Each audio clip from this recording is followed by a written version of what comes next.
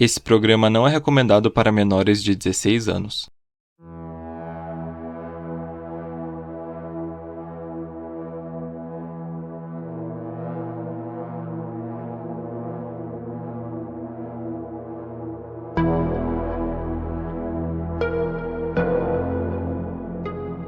Você tem medo de palhaço?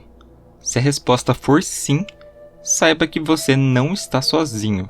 Segundo uma pesquisa de 2016, 8% da população tem medo deles. O pavor é tanto que existe uma fobia específica, a courofobia, o medo irracional de palhaços. E não importa se ele for o Patati ou o Pennywise, se você tem medo, eles vão te assustar. E a ideia de um palhaço assassino é muito assustadora no cinema. Mas e se acontecesse algo parecido na vida real?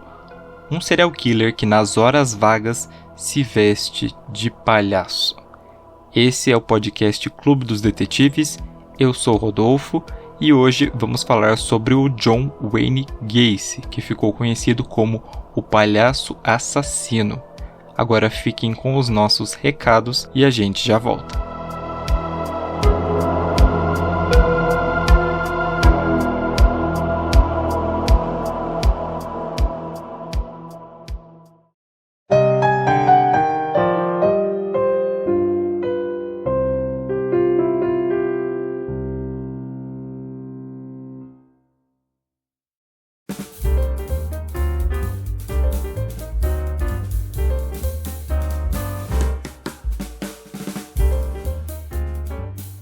Bom, gente, eu tinha tanta coisa para falar para vocês que decidi fazer uma sessão de recados aqui. Primeiro eu quero pedir desculpas, né? Afinal a gente ficou 2 semanas aí sem episódio, né? Rodolfo, meu Deus, o que aconteceu? Você tá bem? Tá vivo? O que aconteceu? O computador estragou? Não, gente, não foi nada disso. O que aconteceu foi que a faculdade está me matando. Pra quem não sabe, eu acho que eu nunca falei isso aqui, mas eu faço faculdade de psicologia, eu tô teoricamente no penúltimo ano, indo pro último, meio bagunçado as coisas por causa da pandemia, mas o que acontece é que eu fiquei meio louco aí esse mês e mês passado de tanta coisa que eu tinha pra fazer. E além da faculdade eu também faço iniciação científica, né? Tô escrevendo um artigo, isso tá tomando bastante meu tempo, e esse mês eu tenho que entregar o relatório parcial, então eu tô revisando muita coisa pra poder entregar, né, um negócio perfeitinho. Então, basicamente foi isso que aconteceu. Realmente, eu tava com a pauta já escrita há algum tempo, mas eu não consegui gravar, porque não tive tempo, gente. Foi uma loucura. Mas prometo aí que vai normalizar. Então, eu também quero agradecer várias mensagens aí de ouvintes que eu recebi no Instagram. Eu fiquei muito feliz, o pessoal elogiando o nosso trabalho, falando que tava gostando do podcast, que eu falava muito bem. Então, muito obrigado. Então é isso, pessoal. Não esqueçam, né, falando em redes sociais, não esqueçam de seguir a gente nas redes sociais, né? É Twitter e Instagram, @podcastcdd, pra quem não segue. Lá a gente sempre posta aí coisas de episódios, né? Algumas extrinhas, umas frases lá, umas dicas pra vocês de assistirem, lerem e tal, umas coisas bem interessantes, então não deixem de seguir. Falando agora também da nossa plataforma do Apoia-se. Eu arrumei as recompensas lá do Apoia-se, gente. Então vão lá, que se você entrar no Apoia-se a partir de R$1 por mês, você tem grupo do Telegram exclusivo para apoiadores, onde a gente vai conversar com você, vai debater sobre casos, você vai encontrar aí mais detetives aí do nosso clube para interagir. Um grupo muito legal, então não esqueçam de ir lá ver, tem mais recompensas lá, vamos lá certinho que tem todas as recompensas lá para vocês verem. É isso aí, pessoal, já falei bastante, então vamos lá para o nosso episódio de hoje. John Wayne Gacy nasceu em 17 de março de 1942 em Chicago, Illinois. Ele era filho do John Gacy, tinha o mesmo nome que ele, que era um mecânico, e a Marion Robinson, que era uma dona de casa. E ele tinha 2 irmãs, a Karen e a Joanne. A família do pai era ascendência, eles tinham, né, ascendência polonesa, então os avós tinham imigrado da Polônia para os Estados Unidos no século XIX, e toda a família deles, né, por isso era católica, e eles frequentavam a igreja. O pai do John, ele era alcoólatra, e ele era muito violento. E ele cresceu aí com essas marcas dessa brutalidade paterna. Uma das primeiras lembranças que o John Gacy disse que tem era do pai dele batendo nele com um cinto. Isso porque ele teria mexido ali no motor que o pai dele estava montando. E além da violência física, o pai constantemente agredia ele de forma verbal, chamava ele de burro, de estúpido, e por causa da proximidade que ele tinha com a mãe e com as irmãs, o pai dizia coisas assim horríveis para ele, chamava ele de gay, de bicha, de maricas e de outras coisas. Quando ele tinha 7 anos, um amigo da família, que era empreiteiro, ele chamou o John para o caminhão dele e molestou o garoto. Isso, inclusive, foi mais de uma vez. E ele nunca contou isso para ninguém, porque ele tinha muito medo que o pai dele punisse ele, né, e culpasse ele por causa disso.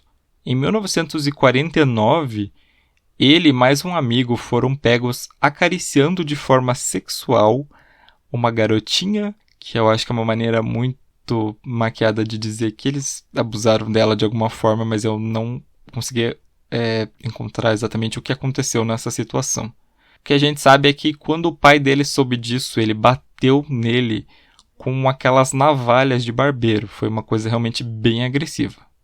O John Gacy ele era descrito aí como uma criança obesa, muito pouco atlética, e ele tinha um problema cardíaco meio sério, e os médicos instruíram ele até a não praticar esportes na escola. E esse não era o único problema de saúde também que ele tinha. Quando ele estava na 4ª série, ele começou a ter alguns desmaios, até chegou a ficar hospitalizado. E em 57 ele foi até internado de novo, dessa vez por causa de uma apendicite de emergência. Dentre os 14 aos 18 anos, ele passou assim quase 365 dias, um ano, no hospital. E por causa disso as notas dele acabaram caindo, porque ele faltava muito. O pai dele não acreditava nas doenças dele e dizia que ele estava fingindo aí só para poder chamar a atenção das pessoas. Já no ensino médio, a relação com o pai ficou ainda pior. Tanto que um dos amigos do John dessa época disse que o pai dele batia nele e xingava ele assim por qualquer motivo. Ele lembra de uma ocasião que o pai dele chegou bêbado em casa e começou a atacar o John sem assim, nenhum motivo. A mãe tentou intervir, mas o John simplesmente deixou o pai bater nele. Todo mundo que testemunhou essas agressões disse que o John Gacy nunca revidou. E ele mesmo disse que ele amava o pai dele, independente de qualquer coisa. Apesar dele sentir no fundo do coração que ele nunca seria bom o suficiente aos olhos do pai.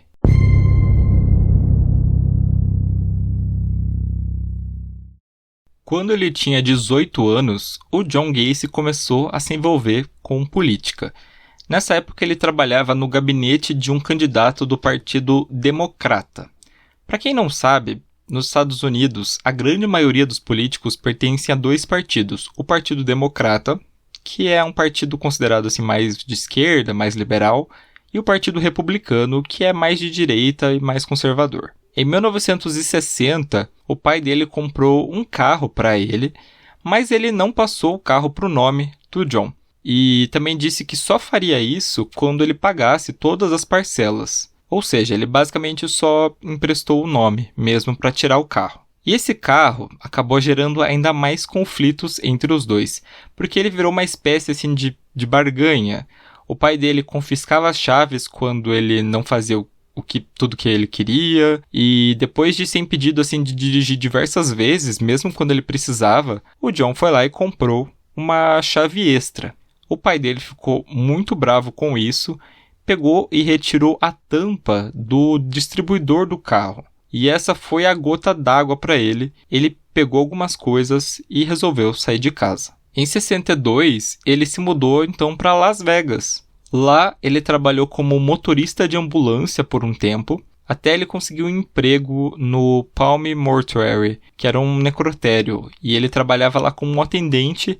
Inclusive ele dormia numa cama que ficava atrás da sala de embalsamento.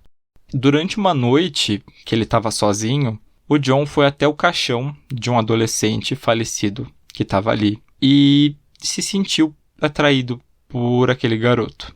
ele começou a acariciar o menino e quando ele percebeu o que ele estava fazendo, ele disse que ficou assim completamente em choque. No dia seguinte, ele ligou para a mãe dele e perguntou se ele podia voltar para casa, se o pai dele deixava.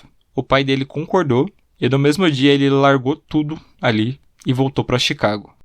Depois que ele voltou para casa, ele se matriculou no Northwestern Business College, onde ele se graduou em 1963. E assim que ele se formou, ele conseguiu um cargo de trainee na Nunn Bush Shoe Company, que era uma companhia de calçados.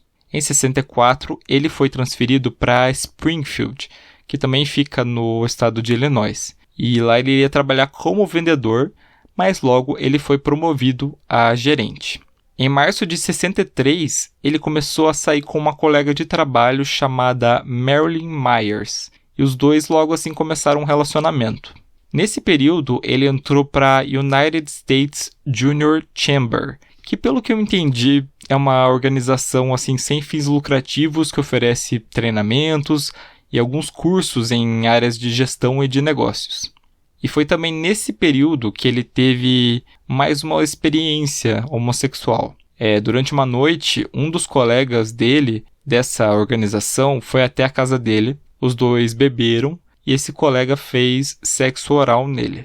E mesmo depois dessa experiência, o John decidiu se casar com a Marilyn em 64, depois de 1 ano e 6 meses de namoro.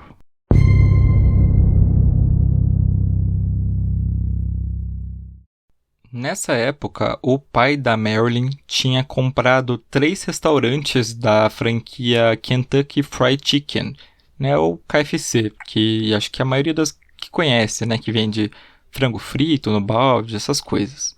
E isso foi na cidade de Waterloo, que ficava no Iowa. Como o John ele tinha experiência nessa área de administração e tudo mais, o sogro dele convidou ele para administrar esses restaurantes.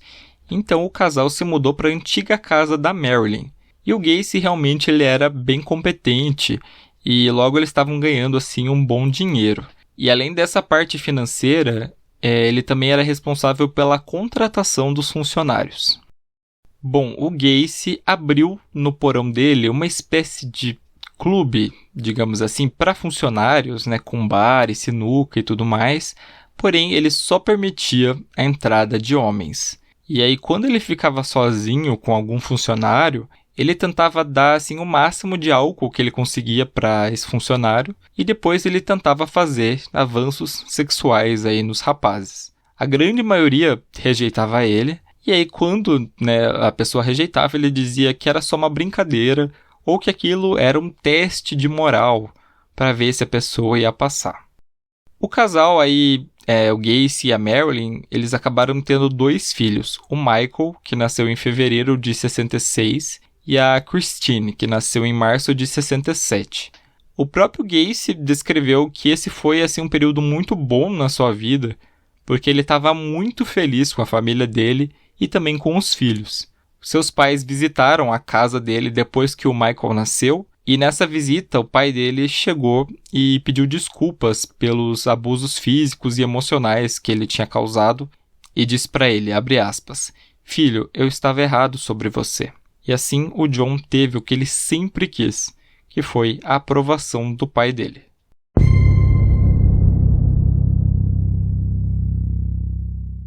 Em agosto de 67, o Gacy atraiu o filho de um colega de 15 anos, chamado Donald Voorhees, para a casa dele com a promessa de que lá ia ter bebidas e ia ter uns filmes eróticos. Bom, o garoto aceitou e depois de um tempo que eles estavam lá assistindo, o Gacy convenceu o Donald a fazer sexo oral nele, dizendo que ele precisava ter experiências com homens antes de, né, realmente chegar e ter experiências com mulheres.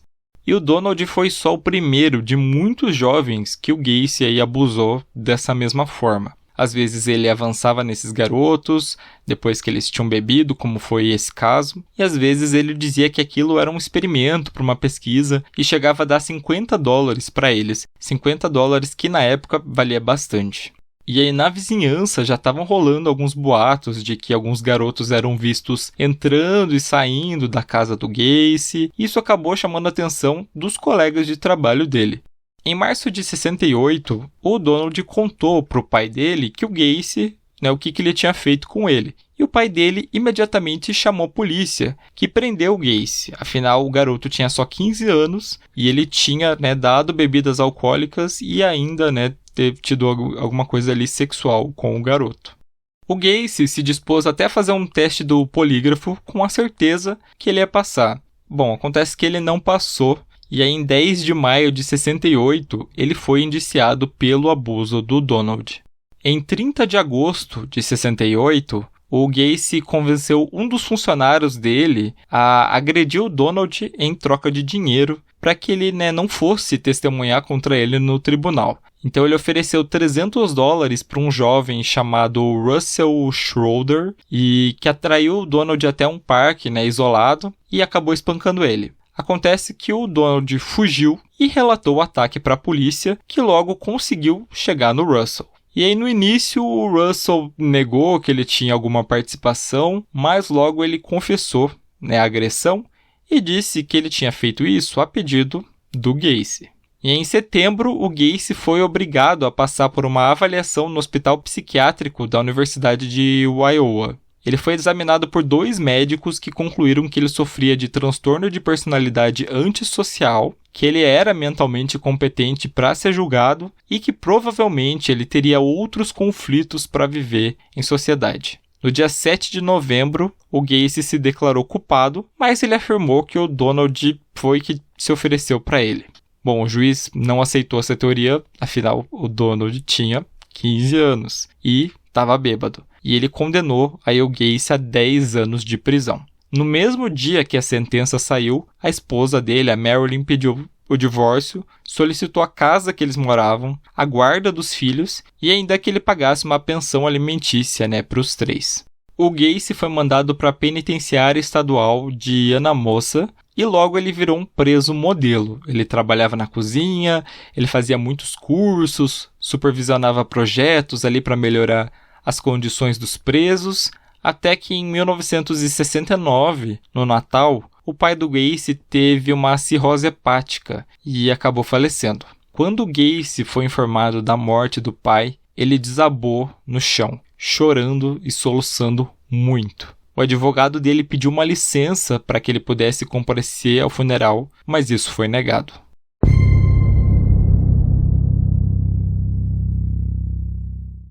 Depois que ele cumpriu 18 meses, ele recebeu liberdade condicional em 18 de junho de 1970. O juiz que concedeu essa liberdade deu algumas condições. Ele tinha que voltar para Chicago para morar com a mãe dele e ele não podia sair de casa depois das 22 horas. O que aconteceu? O John Gacy voltou para Chicago no dia 19 de junho e ele logo arrumou um emprego como cozinheiro. E em 12 de fevereiro de 71, ele foi acusado de agredir sexualmente outro adolescente.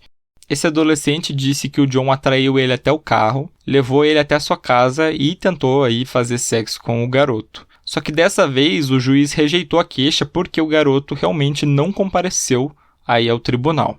No dia 22 de junho, ele foi preso por uma acusação de agressão sexual agravada e conduta imprudente. Isso porque um outro jovem prestou queixa contra ele, dizendo que o Gacy tinha se apresentado a ele como xerife, levou ele até seu carro e tentou fazer sexo oral nele. Novamente, essas acusações foram retiradas, só que dessa vez ficou comprovado que o jovem aí que o Gacy assediou pediu dinheiro para ele em troca de retirar as acusações. Então o juiz decidiu não levar elas para frente.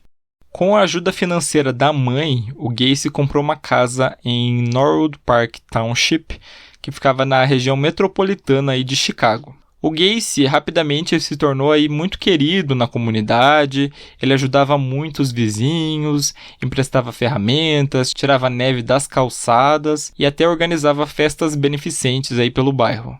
Em agosto de 71, ele engatou um romance com a Carol Hoff, que era uma ex-namorada dele da época do ensino médio. Eles acabaram se casando em 1º de julho de 72 e a Carol levou as 2 filhas dela de outro casamento para morar com ela e com o John. Nessa época, o John abriu uma empresa de construção chamada PMD Contractors. Ele continuava com o emprego dele de cozinheiro durante o dia e à noite ele trabalhava fazendo pequenos reparos, algumas reformas, montagem de móveis, essas coisas. Ele ficou nessa dupla jornada por um tempo, até que ele largou o emprego de cozinheiro para se dedicar totalmente ao negócio de construção que estava dando bastante certo. O Gacy, como eu falei anteriormente, ele tinha uma noção de administração muito boa, tanto que a empresa dele se expandiu muito rápido, ele estava ganhando mais de $200 mil por ano.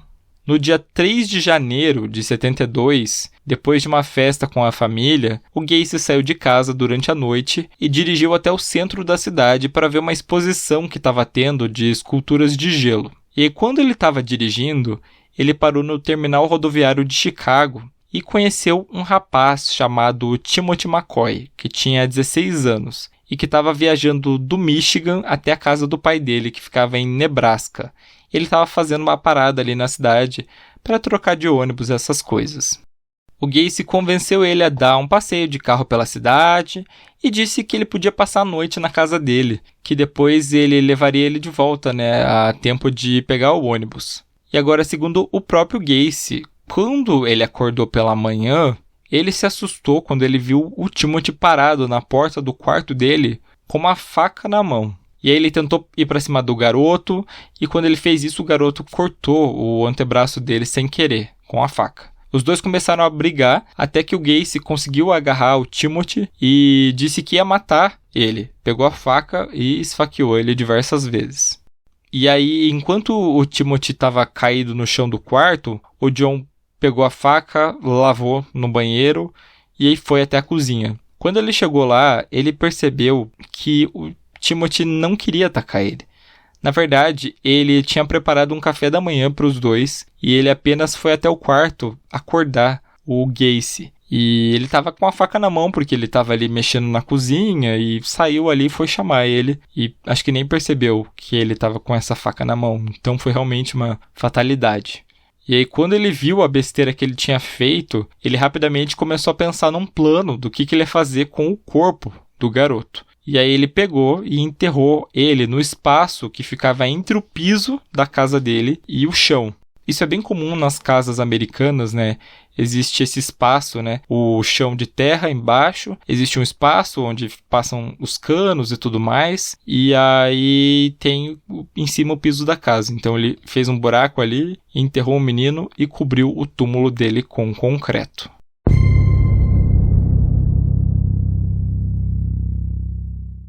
Grande parte dos trabalhadores da PDM eram estudantes de ensino médio que trabalhavam só meio período ou também homens jovens que tinham largado a escola ou que já tinham se formado.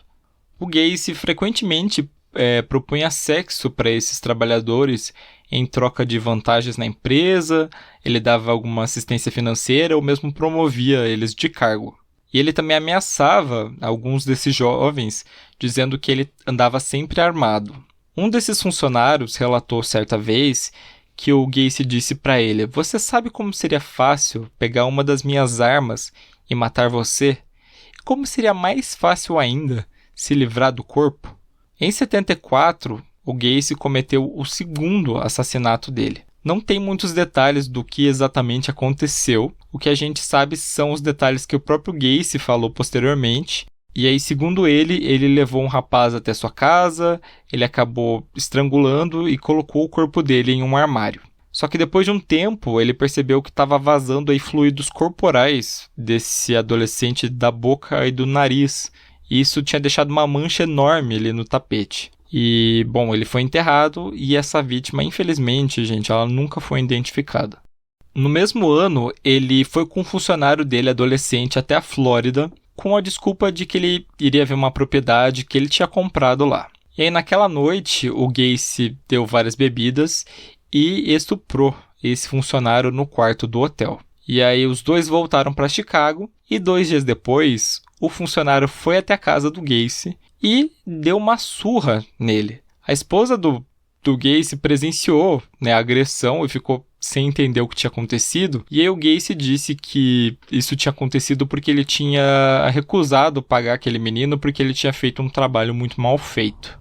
Em maio de 75, o Gacy contratou um garoto de 15 anos chamado Anthony Antonucci para trabalhar aí com ele. O Anthony acabou se machucando e precisou ficar alguns dias em casa, descansando. O Gacy foi até a casa dele, né, para visitar e levou uma garrafa de vinho. Os dois beberam pouco, eles acabaram assistindo um filme erótico, até que do nada o Gacy começou a atacar o Anthony e prendeu as mãos dele atrás das costas com um par de algema. Só que uma das algemas em uma das mãos estava solta.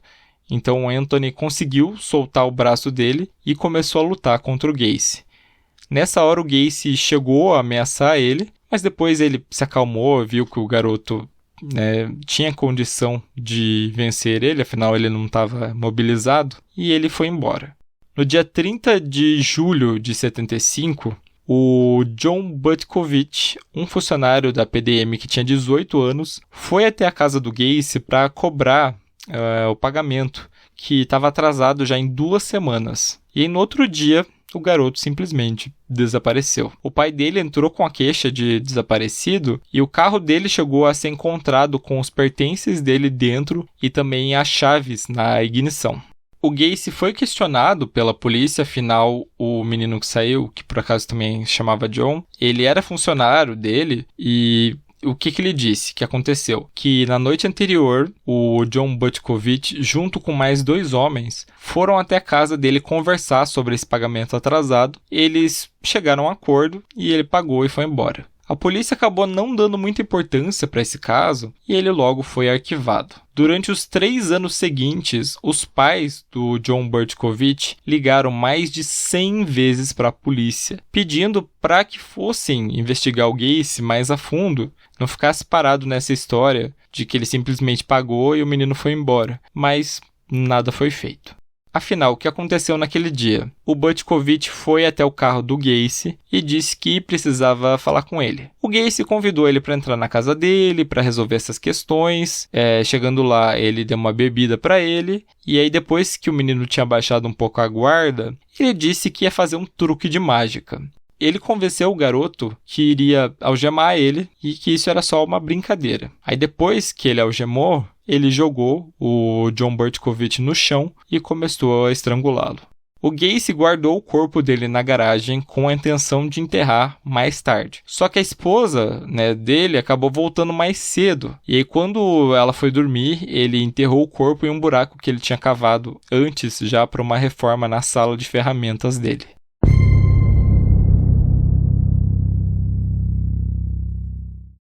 Certa vez, enquanto ele estava participando de uma reunião de um clube local, o Gacy ficou sabendo que havia algumas pessoas ali que se vestiam de palhaços para se apresentar em alguns eventos de arrecadação de fundos para caridade em hospitais infantis. Ele ficou interessado e decidiu se juntar a eles no final de 75. E aí ele criou o palhaço Pogo. O Pogo ficou bem conhecido por causa das fotos que ele tirava durante esses eventos. Nesse mesmo ano, o Gacy contou para a esposa dele que ele era bissexual. Só que isso impactou muito na vida sexual do casal. Tanto que eles tiveram uma relação no Dia das Mães e ela disse que aquela seria a última vez dos dois. Depois disso, o John começou a passar a maioria das noites fora de casa, sempre com a desculpa de que estava trabalhando, porém a Carol viu ele mais de uma vez trazendo adolescentes para a garagem e durante a madrugada, e ela também encontrou filmes pornô gay entre as coisas dele. Quando ela pediu uma explicação, ele ficou com muita raiva e disse que aquilo não era da conta dela. Acontece que depois desse dia, os dois começaram a discutir muito, sem parar por qualquer motivo. A gota d'água foi quando a Carol preencheu um cheque de forma incorreta e o John gritou com ela e ela estava de saco cheio disso e ela falou que ia pedir o divórcio. Ela continuou morando com as filhas dela na casa dele até fevereiro de 76, quando elas foram para um apartamento. Em 26 de julho de 76, o Gacy deu carona para um jovem de 18 anos chamado David Cram. E além da carona, ele também ofereceu um emprego na PDM e também moradia. Ele disse que o jovem podia morar na casa dele por um tempo. E aí, no dia 22 de agosto, o Gacy fez a tática de dar bebidas para o garoto, e dessa vez ele estava vestido de palhaço. Primeiro, o que ele fez? Ele algemou o David, e que achou que aquilo era uma brincadeira, e aí depois o Gacy girou ele e conseguiu colocar os braços dele para trás, para que ele não conseguisse, se mexer. E ele falou que ia estuprar ele. O David começou a se debater, ele conseguiu chutar o Gacy no rosto e ele se libertou das algemas. Alguns dias depois, ele se mudou de cidade e pediu demissão da PDM. Pouco tempo depois disso, o Gacy colocou outro funcionário para morar na casa dele. Era um jovem de 18 anos chamado Michael Rossi. Diferente dos demais, o Gacy nunca tentou se aproximar do Michael. Talvez por isso ele acreditava muito no Gacy e o Michael se vestia de palhaço e ia nos eventos também junto com ele.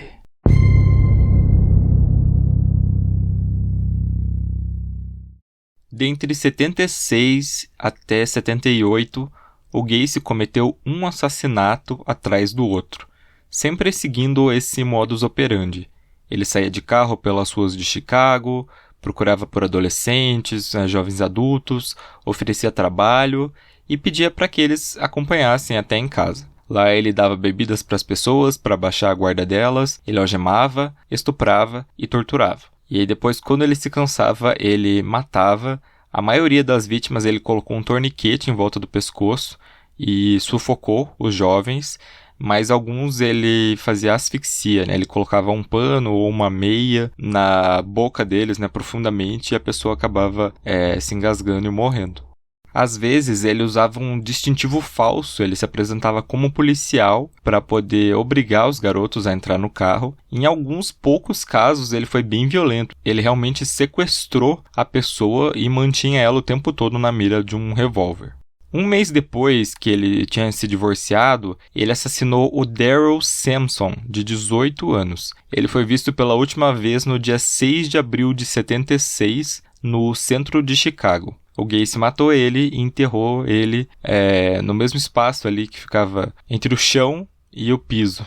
No dia 14 de maio, ele fez 2 vítimas. Um menino de 15 anos chamado Randall Riffett, que desapareceu enquanto voltava para casa em Uptown, e o Samuel Stapleton, que tinha 14 anos, e ele desapareceu enquanto voltava para casa depois de visitar a irmã dele. Por coincidência, o Samuel e o Randall, eles eram amigos e ambos foram enterrados juntos. No dia 3 de junho, o Gacy matou um adolescente de 17 anos chamado Michael Bonin. O Michael desapareceu enquanto viajava de Chicago para Waukegan, e ele foi abordado na rodoviária, assim como a primeira vítima, o Timothy McCoy. No dia 13 de junho, ele assassinou o William Carroll, de 26 anos, e enterrou ele junto com as outras vítimas numa vala comum que ele tinha feito. E aí, entre o dia 14 de junho e 4 de agosto, ele matou mais 3 pessoas que não foram identificadas. Em 5 de agosto, ele matou o James Hackelson, de 16 anos. Ele atraiu o James até a casa dele e lá o James chegou até a fazer uma ligação para a família dele para dizer que estava tudo bem. A família dele morava no Minnesota, isso antes dele ser assassinado. Um dia depois disso, ele matou o Ricky Johnston, que tinha 17 anos. E aqui existe um gap de tempo. As autoridades acreditam que ele tenha matado pelo menos 2 pessoas entre agosto e outubro, só que essas 2 vítimas seguem sem identificação até hoje. Em 24 de outubro, o Gacy deu carona para 2 amigos, o Kenneth Parker e o Michael Marino. Eles foram vistos pela última vez do lado de fora de um restaurante na Clark Street, que ficava perto do Lago Michigan. 2 dias depois, ele matou um trabalhador da construção civil de 19 anos chamado William Bundy e o corpo dele foi enterrado embaixo do quarto do Gacy. Entre novembro e dezembro de 76, ele assassinou um jovem de 21 anos chamado Francis Alexander. Ele fez o último contato com a família em novembro e em dezembro ele assassinou outro funcionário da PDM, o Gregory Godzik, que tinha 17 anos. Quem relatou o desaparecimento foi a namorada dele e o carro dele foi encontrado abandonado. A família dele entrou em contato com o Gacy sobre o desaparecimento do Gregory, mas ele apenas disse que o jovem tinha fugido de casa e que ele tinha até recebido uma mensagem dele falando que estava bem na secretária eletrônica. Então a família pediu para ouvir essa mensagem do Gregory, mas ele disse que ele tinha apagado.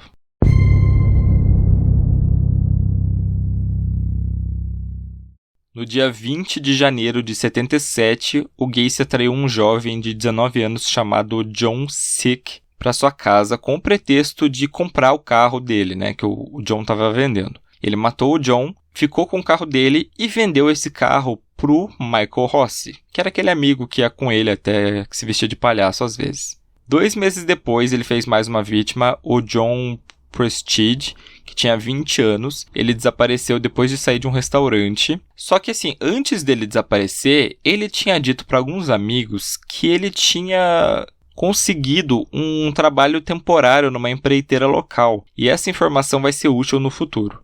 Depois da morte do John Sick, ocorreu o assassinato de mais uma vítima que não foi identificada. E aí, em 5 de julho, ele matou mais uma pessoa de 19 anos, chamado Matthew Bowman. E quem relatou o desaparecimento foi a mãe dele, que viu ele pela última vez numa estação de trem. Um mês depois, o Michael Rossi estava lá num posto de gasolina. Ele estava roubando gasolina do posto enquanto estava dirigindo o carro do John Sick. O atendente do local anotou a placa e chamou a polícia. A polícia rastreou o carro até a casa que o Michael dividia com o Gacy. E aí eles foram questionados, mas o Gacy disse que ele apenas tinha comprado o carro do jovem, que ele não sabia onde ele estava, e ficou por isso mesmo. Em setembro de 77, ele assassinou o Robert Gilroy, de 18 anos, que trabalhava apenas 4 quarteirões da casa dele. Esse caso chegou a chamar a atenção na cidade porque o Robert ele era filho de um sargento da polícia. Foram feitas buscas, mas ele não foi encontrado. E aí, no dia 22 de setembro, o Gacy matou mais uma pessoa, o John Moyery, de 19 anos. O Moyery, ele tinha servido na Marinha dos Estados Unidos e ele desapareceu enquanto estava voltando da casa da mãe dele.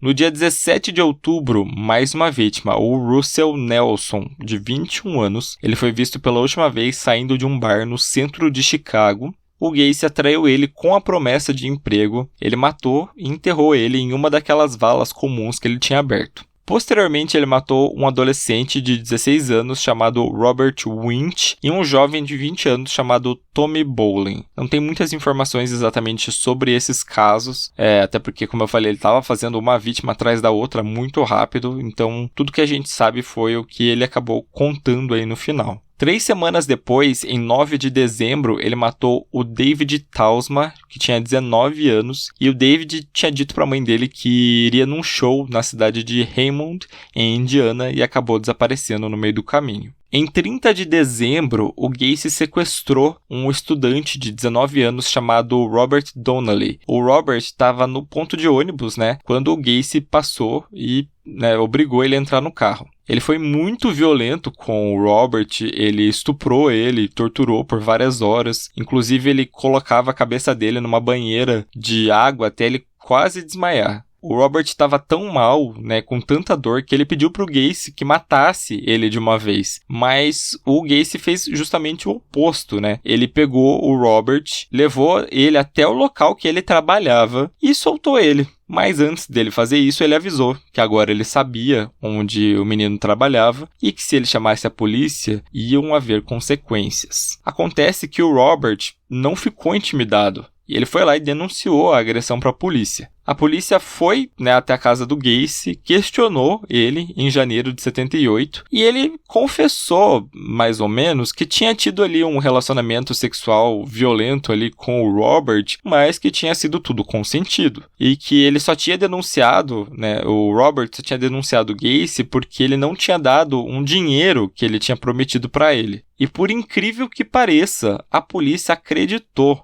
no Gacy e arquivou essa acusação. E aí o Gacy estava livre, ele foi lá e fez mais uma vítima, o William Kendred, de 19 anos, isso um mês depois. O William desapareceu depois de dizer para a noiva dele que ele iria até um bar ali da cidade e ele não foi mais visto. No dia 21 de março, o Gacy atraiu o Jeffrey Rignall, de 26 anos, para o seu carro e desacordou ele com clorofórmio. Ele levou o Jeffrey para casa dele. Ele amarrou o Jeffrey numa espécie de pelourinho que ele tinha no teto e que deixava as mãos dele assim para cima. E ele foi lá e ele estuprou, né, o menino e torturou ele de diversas formas. Menino não, porque o Jeffrey já tinha 26 anos, né, na época. E aí, quando o garoto estava inconsciente, ele levou ele até o Lincoln Park e deixou ele lá, achando que talvez ele fosse morrer. Acontece que o Jeffrey acordou e conseguiu, né, chegar até o apartamento da namorada dele. E ela ficou, assim, horrorizada com o estado que ele chegou, e eles chamaram a polícia. A polícia acabou não fazendo muita coisa logo de cara, até porque o Jeffrey, ele disse que ele não se lembrava de quase nada daquela noite. Mas ele deu uma pista muito importante. Ele se lembrava do carro que tinha sequestrado ele. Era um Oldsmobile preto. E ele se lembrava também de algumas ruas próximas que ele viu assim quando ele estava chegando e ele estava saindo da casa.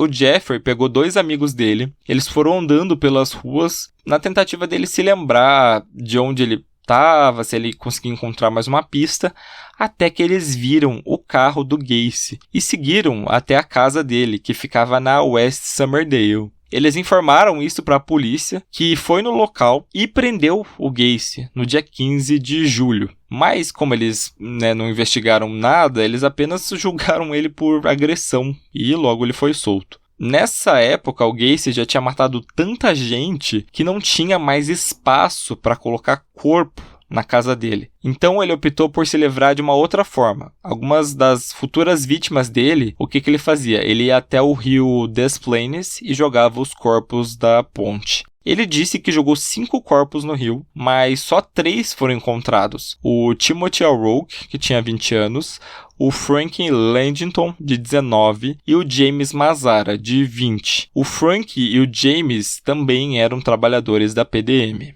Gente, vocês devem estar muito confusos, né, quanto às vítimas. Afinal, o Gacy matou mais de 30 pessoas e muitas delas tinham o mesmo nome, né? Tinha mais de um Timothy, mais de um William, mais de um Michael, mais de um Randall. Mas não se preocupem, lá no nosso site, né, o podcastcdd.com.br, tem a versão escrita da pauta e lá vocês podem, né, ter uma ideia certinha, né, de como que foi essa linha do tempo. No dia 11 de dezembro de 78, o Gacy foi até uma farmácia para discutir uma reforma com o dono da loja. E lá ele conheceu um funcionário de 15 anos que se chamava Robert Peast. O Gacy mencionou para o Robert que ele tinha uma empresa e que essa empresa contratava adolescentes para trabalho de meio período com um salário muito bom, que era de $5 por hora. Isso era quase o dobro que o Peast ganhava trabalhando ali na farmácia. O Gacy disse para ele que ele iria voltar mais tarde para o local e que depois ele poderia, né, ouvir a resposta do garoto se ele aceitava o emprego ou não. No final do turno do Robert, o Gacy realmente voltou, só que a mãe dele foi até a farmácia, né, para buscá-lo. E aí, quando a mãe dele chegou, ele pediu para que a mãe dele esperasse um pouco, porque ele iria avisar um empreiteiro que tinha ido até o local oferecer um trabalho e ele ia dar resposta ali para ele. E ele iria dar a resposta para ele. Ele saiu da loja mais ou menos às 21 horas e disse para a mãe que já voltaria. Bom, o Gacy levou o Robert até a casa dele e aí no meio da conversa sobre o emprego, ele perguntou para o Robert: tem algo que você não faria pelo preço certo? O adolescente achou que ele estava falando de trabalho e ele respondeu que não, que ele não se importava em trabalhar duro, né, para ganhar um salário maior. Então o Gacy disse que ele poderia fazer um bom dinheiro assim de forma bem rápida, se ele fosse esperto. O que ele fez? Ele foi lá e mostrou, né, o truque das algemas para enganar o Robert. E aí, quando o menino estava com as mãos presas atrás do corpo, ele disse que iria estuprá-lo. O garoto, ele estava muito assustado, o Robert, e ele não parava de chorar em nenhum momento. O Gacy ficou tão incomodado com aquilo que depois do estupro ele matou ali rapidinho o garoto para poder se livrar dele logo.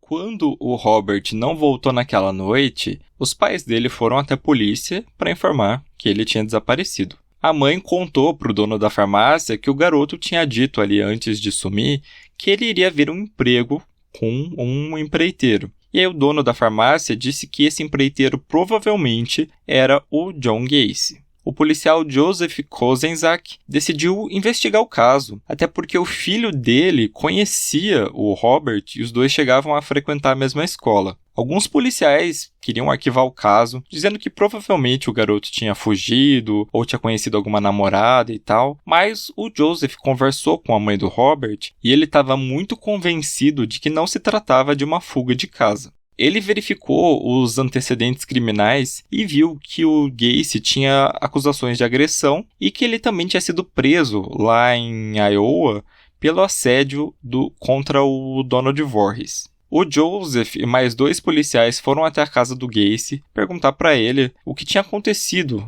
com o Robert Pist. O Gacy disse que sim, ele tinha conversado com o Robert lá na farmácia sobre a reforma da loja, mas que ele não tinha oferecido emprego para ele. Ele também falou que no dia seguinte ele iria até a delegacia, mas que naquele momento ele não tinha como seguir os policiais porque um tio dele tinha falecido. E aí o Gacy, no dia seguinte, chegou na delegacia completamente sujo, coberto de lama, alegando que tinha se envolvido em um acidente de carro. Os policiais tiraram o depoimento dele e ele negou que soubesse qualquer coisa, sobre o desaparecimento do Robert ou que tinha oferecido emprego para ele. Os policiais perguntaram por que ele tinha voltado para a farmácia naquela noite e ele respondeu que tinha esquecido a agenda dele na loja. E aí os detetives foram lá falar com o dono da farmácia e ele disse que ele não tinha avisado o Gacy sobre a tal da agenda, que foi a desculpa que ele tinha usado.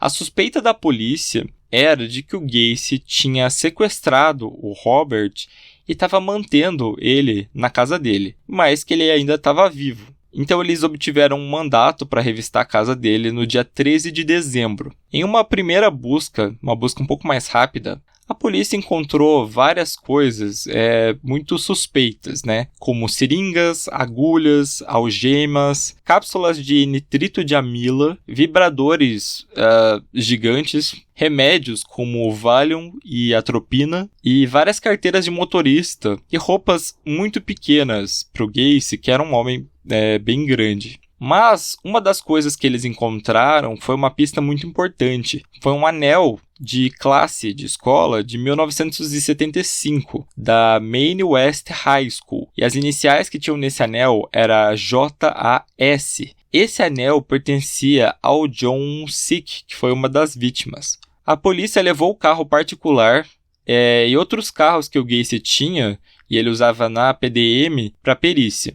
E colocou uma equipe de vigilância para monitorar todos os passos dele. E aí no dia seguinte, os investigadores receberam um telefonema do Michael Rossi, do amigo lá do Gacy, que já tinha morado com ele. Ele disse que ele já estava desconfiando do Gacy, que o Gacy estava fazendo alguma coisa errada, e contou para os investigadores o que tinha acontecido com 2 funcionários da PDM. O Gregory Kodzik, ele estava desaparecido, e o Charles Hattula, que foi um dos que foi encontrado morto lá no rio. Os investigadores conseguiram entrar em contato com o Jeff Rignall, que contou de novo tudo que ele tinha passado com o Gacy naquela noite, do sequestro, falou do estupro, da tortura e até que ele tinha sido deixado para morrer lá no parque. E eles também conversaram com a ex-esposa do Gacy, a Carol, e ela contou sobre o desaparecimento do John Butkovich, que foi aquele que foi até a casa do Gacy e bateu nele para cobrar o pagamento. O Gacy sabia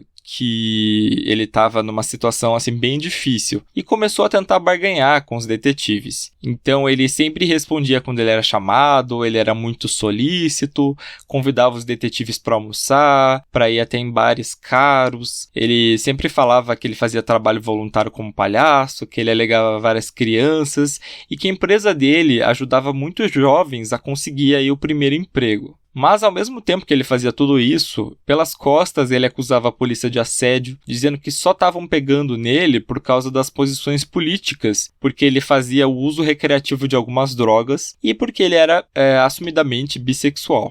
No dia 17 de dezembro, os investigadores conduziram uma entrevista formal com o Michael Rossi, e ele disse que o Gacy tinha vendido o carro do John Sick para ele. Quando ele perguntou como que ele tinha conseguido esse carro, ele disse que o Sick precisava do dinheiro para se mudar para a Califórnia. A perícia, em um dos carros, encontrou algumas fibras que eles acreditavam ser cabelo humano no porta-malas do carro. Também foi feito um teste ali com cães farejadores e um deles apontou que o Robert tinha estado no banco do passageiro do Oldsmobile, que foi o mesmo carro que ele tinha usado para sequestrar o Jeffrey Rignall. A polícia continuava vigiando o Gacy e reparou que ele parecia cada vez mais cansado, ele tinha deixado a barba crescer e ele estava sempre bêbado. No dia 18 de dezembro, o Gacy foi até os escritórios dos advogados dele e pediu uma ação no valor de $750 mil contra a polícia para que eles parassem de vigiá-lo. Na mesma noite, o Michael Rossi foi entrevistado pela segunda vez e ele contou que no verão de 77, o Gacy tinha comprado 10 sacos de cal que estavam no forro da casa dele. A polícia foi lá e ouviu uma outra pessoa, o David Cram, que ainda trabalhava para a PDM. E o David contou que o Gacy tinha tentado estuprar ele em 1976. E aí o cerco contra o Gacy estava se fechando cada vez mais.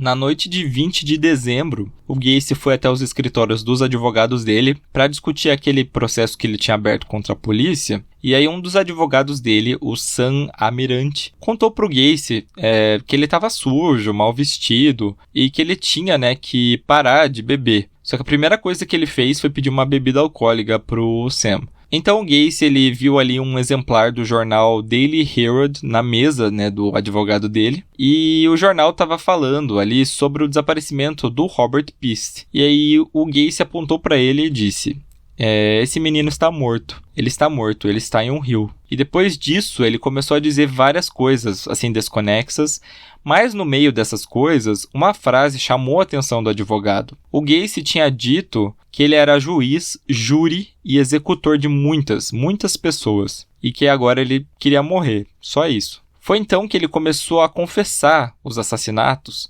dizendo que ele tinha enterrado a maioria das vítimas dele sob o assoalho da casa dele e que ele tinha descartado 5 corpos no rio Des Plaines. O Gacy tinha bebido tanto que ele acabou dormindo no meio dessa confissão. E o Sam estava preocupado com o estado ali do cliente dele e ele foi lá e marcou uma consulta com o psiquiatra no mesmo dia. Mas o Gacy disse que não iria e que precisava resolver algumas coisas. O John Gacy saiu do escritório e dirigiu até um posto de gasolina. E enquanto ele estava abastecendo o carro, ele entregou um pacote com maconha para o atendente do posto. E ele disse para ele que o fim dele estava chegando. Ele foi até a casa de um colega chamado Ronald Road e lá ele chorou muito e confessou os crimes dele, dizendo que tinha matado mais ou menos 30 pessoas. Ele também confessou esses crimes para o Michael Rossi e para o David Cram. Depois disso, ele pediu para o David levar ele até o cemitério Maryhill, que é onde o pai dele estava enterrado. Os detetives que vigiavam o Gacy disseram para a polícia que era possível que ele cometesse suicídio, porque ele tinha ido até a casa de alguns amigos, ele tinha ido até o cemitério. Então a polícia decidiu prender ele sob acusação de posse e distribuição de maconha. Isso apenas para manter ele sob custódia, enquanto um segundo mandato de busca na casa dele não saía. E aí, quando esse mandato saiu, os policiais informaram o Gacy que eles iriam entrar na casa dele para procurar o Robert Pist, porque eles desconfiavam que ele tinha matado o Robert e que tinham enterrado ele sob o assoalho. O Gacy negou que o adolescente estava lá, mas disse que sim, eles iriam encontrar um corpo ali, mas esse corpo era de uma outra pessoa, uma pessoa que ele tinha matado em legítima defesa. Quando eles chegaram na casa com o mandato, eles viram que a região embaixo do piso estava alagada. Isso porque o Gacy, antes de ser preso, ele desconectou uma bomba de água na tentativa de retardar as buscas. E a polícia, esperou a água escoar para ver se tinha sobrado alguma coisa e a água não tinha feito nada ali. Então, um técnico de evidências chamado Daniel Gente, ele entrou ali no espaço que ficava entre o piso e o chão. Essa era uma área de mais ou menos 8,5 metros por 11 e ele começou a cavar na esperança dele encontrar o corpo do Robert. Ele cavou assim no primeiro monte de terra que ele viu, que ele achou que poderia ter alguma coisa. E aí não demorou muito e ele encontrou uma coisa. Mas não era um corpo, eram vários.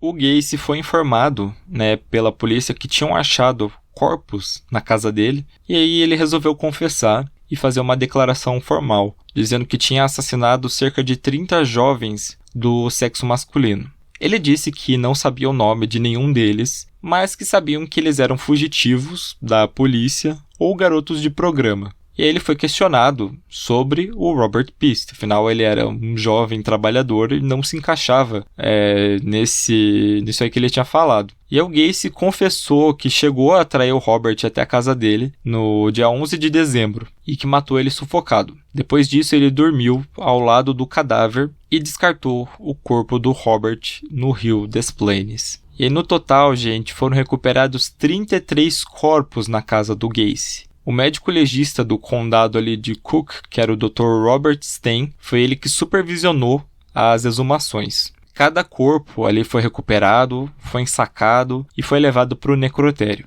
Os corpos eles estavam muito decompostos, então não dava para saber direito qual que era a causa da morte, pelo menos não olhando os corpos. Mas em alguns foram encontradas mordaças e em outros foram encontrados torniquetes em volta do pescoço. Isso levou os investigadores a concluir que provavelmente eles tinham sido ou asfixiados ou estrangulados. Um dos corpos foi encontrado sobre uma camada de concreto, e esse era o único que tinha várias facadas, e foram vistas facadas nas costelas e no externo. Então esse foi sugerido que era a primeira vítima do Gacy, era o Timothy McCoy. Alguns dos corpos também tinham sacos plásticos em volta do crânio, cordas no pescoço e objetos na região pélvica. Isso significava que o Gacy tinha violentado eles, com objetos antes deles morrerem. 23 vítimas foram identificadas de primeira por meio de registros odontológicos e 2 outras com cópias de raio-x que indicavam traumas nos esqueletos que tinham sido encontrados. Além disso, também encontraram diversos objetos pessoais das vítimas na casa do Gacy ou junto dos corpos, e isso também ajudou na identificação. E além das vítimas do rio, que já tinham sido encontradas, depois de uma busca foi encontrado o corpo em decomposição do Robert Pist, que foi a última vítima, mas também que foi o responsável por desmascarar o reino de terror do Gacy.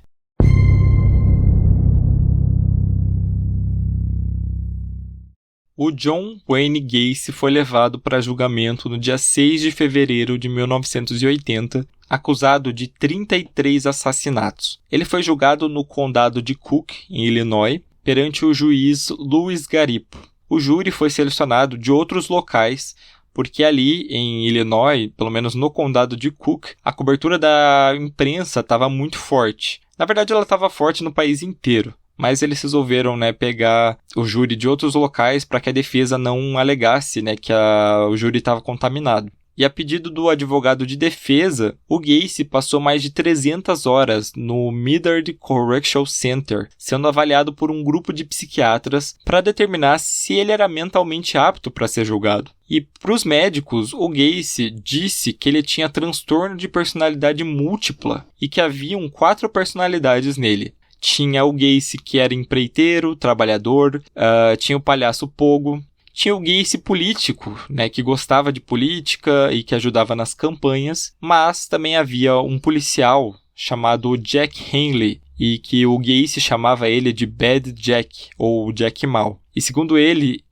quando o Jack assumia a posição de personalidade, era ele que cometia os crimes, porque esse Jack odiava homossexuais e considerava aqueles garotos de programa uma escória, nas palavras dele. Essa tese das personalidades foi a que a defesa usou para alegar insanidade por parte do Gacy, e ela foi corroborada por 3 especialistas durante o julgamento, que diagnosticaram ele com esquizofrenia paranoide e transtorno de múltiplas personalidades. Mas os promotores, eles achavam o contrário, que o Gacy tinha mentido sobre isso, até porque as vítimas dele não eram garotos de programa. Então ele devia estar inventando essa história das múltiplas personalidades. Além disso, os promotores também chamaram diversas testemunhas que falaram sobre a premeditação desses casos, né, e os esforços do Gacy para esconder os corpos. Inclusive, alguns médicos chegaram a refutar essa tese aí das múltiplas personalidades. O David Crane e o Michael Rossi, eles foram testemunhas de acusação e eles contaram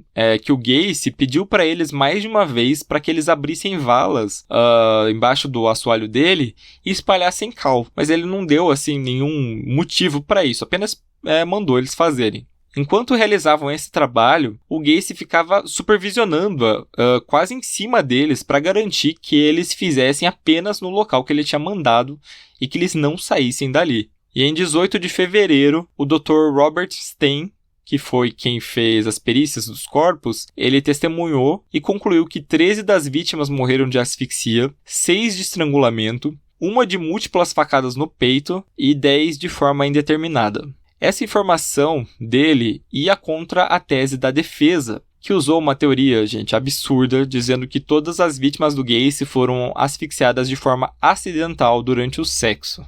E que ia contra a tese da múltipla personalidade, né? Se o Jack matava os garotos porque eles eram garotos de programa, por que o Gacy estaria fazendo sexo com eles, né? Muito confuso. Os sobreviventes também foram chamados para depor. No dia 21 de fevereiro, a defesa foi que chamou o Jeffrey Rignall para falar sobre a tortura e sobre o estupro que ele tinha sofrido. Ele chorou muito durante o depoimento e ele disse que aquele homem ele era incapaz de se controlar, que ele não tinha controle das ações dele. Foi por isso que a defesa chamou ele, porque o Jeffrey considerava realmente que o Gacy era inapto. O depoimento do Jeffrey foi tão marcante e ele passou tão mal que ele chegou a vomitar quando ele estava contando sobre as torturas que ele tinha sofrido. E aí ele foi dispensado, né, de continuar depondo. O Donald Voorhees também foi chamado para depor no dia 29 de fevereiro sobre aquela agressão que ele tinha sofrido em 67, mas ele também não conseguiu testemunhar quando ele ficou de frente para o Gacy, porque ele ficou muito abalado. E, por fim, o Robert Donnelly testemunhou sobre o estupro que ele tinha sofrido em dezembro de 77. E ele também estava muito nervoso, ele estava muito angustiado de ficar ali olhando para o Gacy. E ele chegou a desmaiar mais de uma vez durante o depoimento. Durante a 5ª semana de julgamento, o John Gacy escreveu uma carta para o juiz Louis Garipo, solicitando que o julgamento fosse anulado, porque ele tinha diversos conflitos com os advogados dele. Segundo ele, ele mesmo não concordava com essa tese de insanidade e que os advogados dele não deixavam ele falar e que eles também não tinham chamado médicos o suficiente para fazer ali uma perícia com ele. O juiz informou para o Gacy que ele não tinha sido negado em nenhum depoimento de depor e que os advogados poderiam convocar novos peritos médicos, né? E que ele era livre para continuar falando se ele quisesse. Em 11 de março, começaram as alegações finais da promotoria e da defesa. A acusação foi representada pelo promotor Terry Sullivan e ele focou nos crimes hediondos que o Gacy tinha cometido e também dos esforços dele para esconder os corpos e tentar despistar a polícia. Além disso, os sobreviventes foram lembrados como tendo profundas marcas físicas e mentais dos abusos que ele tinha sofrido. O Sullivan afirmou: John Gacy foi responsável por mais devastação humana do que muitas catástrofes terrenas e pediu a pena de morte. O advogado de defesa foi o Sam Almirante, que foi o mesmo que cuidava das coisas do Gacy antes, e ele disse que os depoimentos dos médicos da acusação estavam incorretos, e ele acusou o promotor Sullivan de não se referir às provas apresentadas durante o julgamento, porque ele já estava convicto de que o Gacy era culpado, e ele estava usando isso para despertar o ódio das pessoas contra o seu cliente. Para ele, o Gacy era um homem movido por compulsões que ele era incapaz de controlar. E usando os depoimentos do Jeffrey Rignall e de mais um ex-sócio do Gacy para essa alegação de insanidade. Para ele, o Gacy ele era muito perigoso, tanto para os outros quanto para si mesmo. E que deveriam estudar o Gacy para entender esse comportamento dele, e que fazer isso seria mais benéfico para a sociedade do que simplesmente matá-lo. O júri deliberou por menos de 2 horas, foi uma coisa bem rápida, e considerou o Gacy culpado de 33 acusações de assassinato, além de agressão sexual e comportamento indecente com o Robert Pist. E a sentença foi de pena de morte, e a execução foi marcada para o dia 2 de junho de 1980.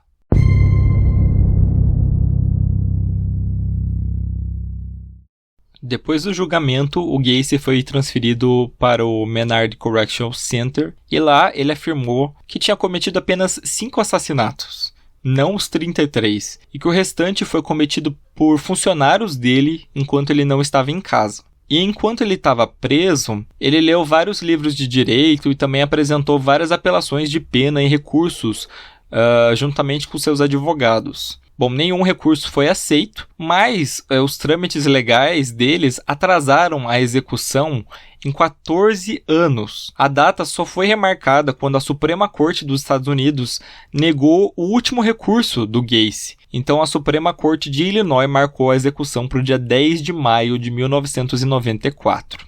Na manhã de 9 de maio de 94, o John Gacy foi transferido do Centro Correctional Menard para o Centro Correcional Stateville, que ficava em Crescent Hill, para ser executado. Para sua última refeição, ele escolheu batatas fritas, um balde de frango do KFC, camarões fritos, morangos frescos e uma Coca Diet. Ele foi morto por injeção letal naquela noite. Do lado de fora, tinha mais de 1.000 pessoas reunidas. A grande maioria estava lá a favor da execução. Mas, nesses casos também de pena de morte, quando elas são executadas nos Estados Unidos, existe sempre um grupo muito forte contra a pena de morte, que sempre vai nesses locais protestar contra elas. E de acordo com os relatórios que foram publicados, o Gacy ele era um psicopata frio e ele não expressou nenhum remorso pelos crimes dele. Antes de morrer, ele disse para os advogados dele que a execução dele não compensaria a perda dos outros e que o Estado estava assassinando ele. E as últimas palavras dele, segundo esse relatório, foram "kiss my ass", que a gente pode traduzir assim para "vai se foder, vai se danar", algo nesse sentido. Depois que a morte dele foi confirmada, o cérebro dele foi removido para estudo. Segundo o que eu pesquisei, ele está em posse de uma mulher chamada Ellen Morrison, que chegou a ser uma das testemunhas de defesa. A Ellen ela entrevistou tanto o Gacy quanto outros assassinos em série. Ela acreditava que era possível isolar traços de personalidade comuns de sociopatas violentos, e ela usaria o cérebro dele para estudar isso.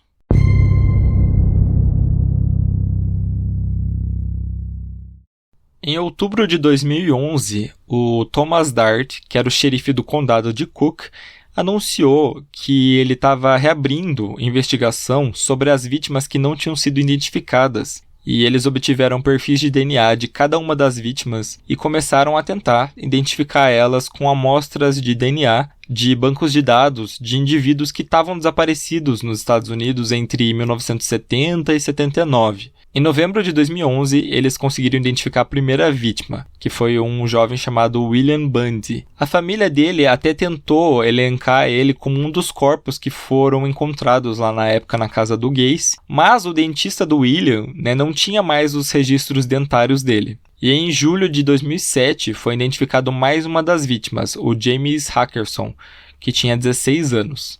A vítima mais recente que foi identificada foi o Francis Wayne Alexander, de 21 anos na época. Isso em outubro de 2021. No caso dele, foi utilizada a genealogia forense, quando o DNA é comparado com árvores genealógicas de perfis de bancos de dados. Na época que o Francis desapareceu, a família não prestou queixa porque ela acreditava que ele tinha se mudado de Chicago para Califórnia e não tinha mais falado com eles. Mesmo com essas identificações, ainda existem 5 vítimas que nunca foram identificadas. E apesar dessas 33 vítimas reconhecidas, alguns policiais acreditam até hoje que o número total de assassinatos pode ter chegado a 45, com o restante desses corpos tendo sido jogados no rio Des Plaines. Uma dessas possíveis vítimas é o Charles Anthony Hatula, de 25 anos. Ele foi encontrado afogado em outro rio, no rio Pecatonica, que ficava perto de Freeport, isso em maio de 78. Ele entrou como possível vítima porque o Michael Rossi, ele informou aos investigadores da época que o Charles ele era funcionário da PDM. E ainda segundo ele, o Charles tinha vários conflitos com o Gacy. E foi o próprio Gacy que fez uma reunião ali com os funcionários e disse que o Charles tinha morrido porque ele tinha se afogado. E aí, se a cronologia dos crimes estar correta, quando o Charles morreu, o Gacy ele não estava mais enterrando os corpos na casa dele, e sim descartando eles, né, no rio. No entanto, as autoridades elas entraram em contato com a polícia de Freeport e foram informados que a morte do Charles realmente tinha sido por afogamento, quando ele caiu da ponte, e não que ele tinha morrido de outra forma e depois foi jogado lá. Bom, aí apesar da causa da morte ser essa, se a morte dele foi um homicídio, foi um suicídio ou um acidente, bom, a gente nunca saberá.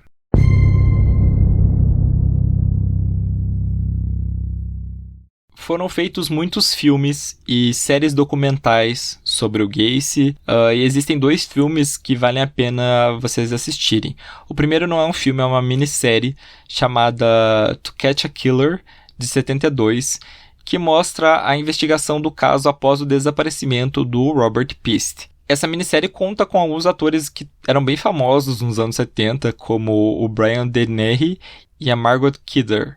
E outro filme interessante é o Dear Mr. Gacy, que foi lançado em 2010 e é estrelado pelo William Forsythe e o ator Jesse Moss. O filme é baseado no livro The Last Victim, que foi escrito pelo Jason Moss, que tem um nome quase idêntico ao ator que interpretou ele, né? Jesse Moss e Jason Moss. O Jason trocou uma série de correspondências, não só com o Gacy, mas também com outros assassinos, como o Richard Ramirez, o Henry Lee Lucas, o Jeffrey Dahmer e o Charles Manson. Ele reuniu essas cartas e escreveu um livro sobre elas. E assim, gente, por uma coincidência absurda do destino, enquanto eu tava editando esse episódio, eu vi no Twitter que a Netflix vai lançar uma minissérie chamada Conversando com o Serial Killer, o Palhaço Assassino, que vai entrar na Netflix no dia 20 de abril. A série é do diretor Joe Berlinger e vai focar aí na série de assassinatos que o John Wayne Gacy cometeu. Mas eu juro, gente, que isso foi uma coincidência absurda. Eu tô até chocado. E além desses filmes e minisséries que foram feitas, o maior legado que o John Wayne Gacy deixou foi realmente esse estereótipo do palhaço assassino. Bom, nunca ficou comprovado que o Gacy se vestia como palhaço pogo para cometer os assassinatos, mas ele acabou ganhando justamente esse apelido de palhaço assassino, já que ele era, né, uma pessoa normal, entre muitas aspas, durante o dia, né, ele usava a fantasia de palhaço dele em festas beneficentes, em hospitais infantis, e durante a noite ele se transformava nesse monstro assassino. E baseado nessa ideia, o Stephen King escreveu um livro, o It, a Coisa, que foi publicado em 86. E o palhaço Pennywise, segundo o próprio Stephen King, foi baseado no John Gacy. E um outro palhaço, que também foi baseado no Gacy, se você gosta de American Horror Story, é o Twist, que aparece na 4ª temporada, né? O Freak Show.